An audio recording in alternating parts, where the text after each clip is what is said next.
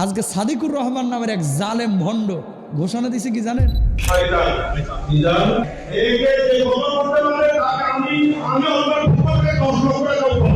মুসলমান হয়ে আরেকজন মুসলমানকে এই কথা বলতেছেন, দাবি করে আমি আশেকে রাসূল বিশাল মানের, অথচ সুইডেনের নবীজিকে গালমন্দ করা হয়, হুজুর আন্দোলন করে, এদেরকে কখনো পাবেন না। শাপলা চত্বর তৈরি হলে এদেরকে কখনো পাবেন না। সবসময় মনে রাখবেন, ওয়াতাসিমু বিহাবলিল্লাহি জামিআন ওয়া লা তাফাররাকু। আজকে মুসলমানরা যদি আমরা একত্রিত হইতে পারতাম, সারা পৃথিবীর কোনো কাফের বেঈমান মুসলমানদেরকে আঘাত করতে পারতো না। ঠিক না?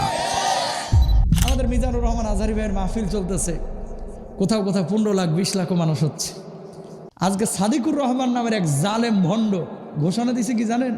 ঘোষণা দিছে যে মিজান আজহারীর মাথা যদি কেউ আমার আইনে দিতে পারে, এরা 10 লাখ টাকা দেব।